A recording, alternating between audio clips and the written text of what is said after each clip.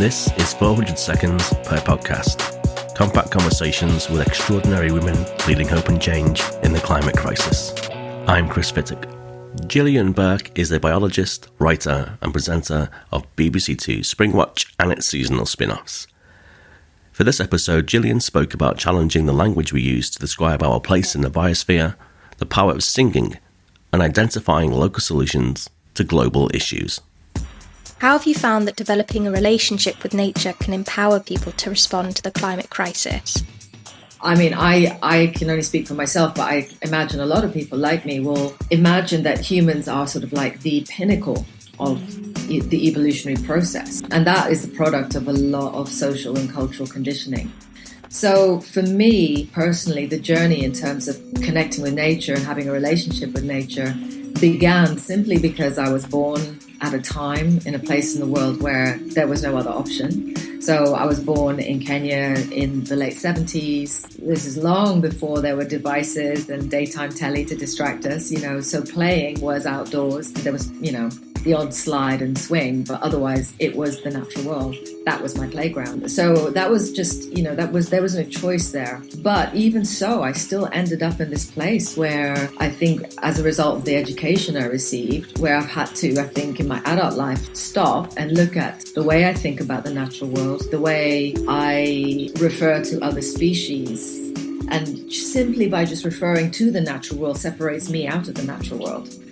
And I have to keep sort of like challenging the language that I use. So rather than referring to species, these are the other non-human beings and life forms that we share the planet with. And it's trying to find language that puts me on an equal footing, that actually gives us the kind of the starting point to then address this bigger issue that we call the climate crisis.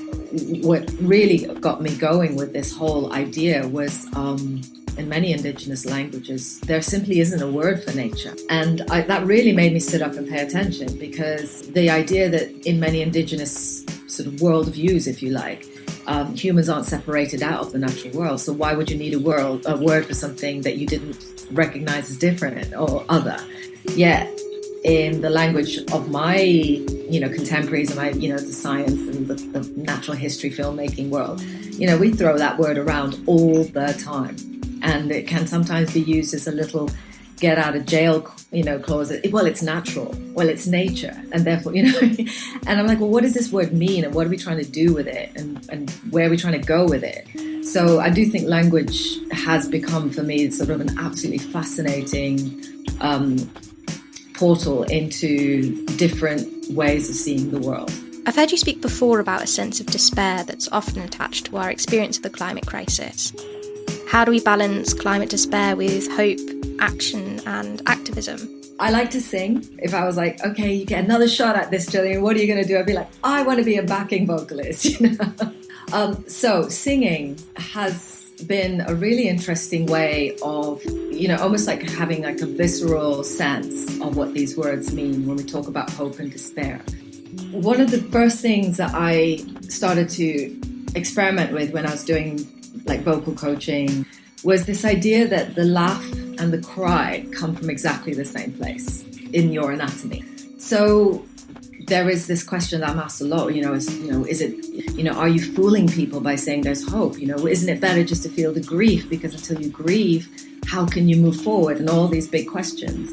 And I remind myself that actually those emotions are almost two sides of the same coin.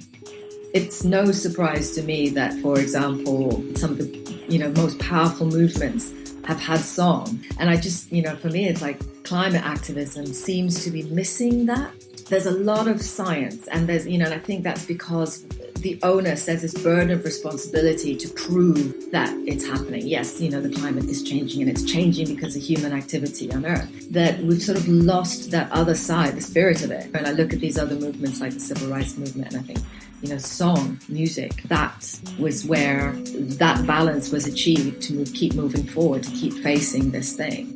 1 in 5 people in the UK currently live in green space deprived areas, and statistics show that black and brown people and people from low income backgrounds are most likely to have minimal access to these vital spaces.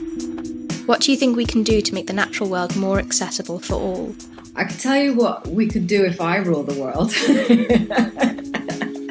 when I really look at it, I think it's actually most of us are kept in a system that really does not enable or support the infrastructure to make that change. It's just literally pulling back that curtain and peeking into this sort of systemic issue, because that to me underlies not just the absence of being able to go into green spaces, it's a lack of access to clean air, to clean water, to nutrition, good food.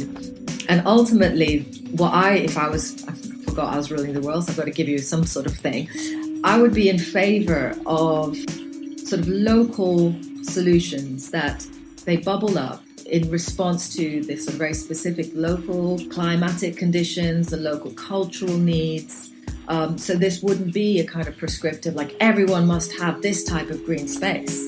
People in different communities, different cultures will want to have different ways of using that space. And I think that has to be enabled. So it would almost be like a patchwork of solutions that basically are adapted to meet the needs of the local communities, depending on culture, depending on weather, depending on climate, depending on demographics, all of that stuff. That would be the amazing world that I would rule. And no one would disagree with me because that'd be amazing. 400 Parts Per Million is an ecological arts project by Theatre in the Rough. Join us online from the 26th to 27th of March 2022 at 400.earth, supported by Arts Council England and the PH Holt Foundation.